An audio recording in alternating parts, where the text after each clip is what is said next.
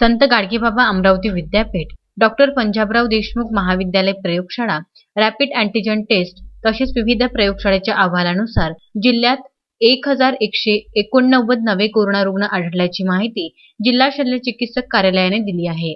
त्यानुसार अद्यापपर्यंत एकूण रुग्णांची संख्या 71,883 झाली आहे।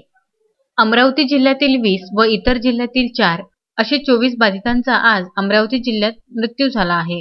अमरावती जिल्ह्यातील 20 व इतर जिल्ह्यातील 4 असे 24 बाधितांचा मृत्यू झाला आहे। अमरावती जिल्ह्यातील 20 बाधितांचा मृत्यू झाला आहे। त्याखेरीज अमरावती जिल्ह्यात उपचारासाठी दाखल वर्धा जिल्ह्यातील 1, वाशिम जिल्ह्यातील 1, यवतमाळ जिल्ह्यातील 1 आणि अकोला जिल्ह्यातील 1 अशा 4 बाधितांचा मृत्यू झाला आहे।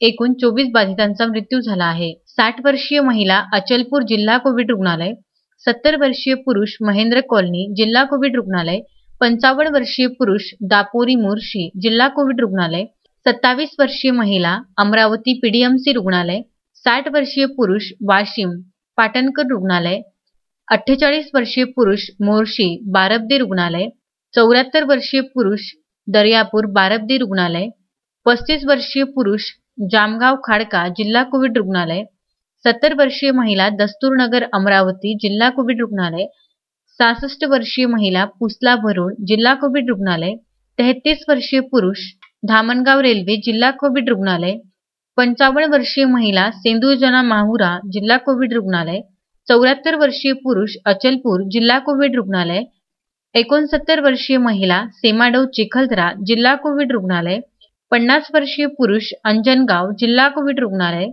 50 वर्षीय महिला स्वामी विवेकानंद शाळेजवळ जिल्हा कोविड रुग्णालय, 53 वर्षीय पुरुष रहाटगाव जिल्हा कोविड रुग्णालय, 35 वर्षीय महिला राजनाथ चांदूर बाजार जिल्हा कोविड रुग्णालय, 43 वर्षीय पुरुष धारणी जिल्हा कोविड रुग्णालय, 38 वर्षीय महिला धारणी जिल्हा कोविड रुग्णालय, 56 वर्षीय पुरुष वाशिम यादगिरी रुग्णालय, 44 वर्षीय पुरुष नेर यवतमाळ एक्झॉन रुग्णालय, 38 वर्षीय पुरुष पुलगाव वर्धा जिल्हा कोविड रुग्णालय, 65 वर्षीय पुरुष अकोला जिल्हा कोविड रुग्णालय या 24 रुग्णांचा उपचारादरम्यान मृत्यू झाला आहे।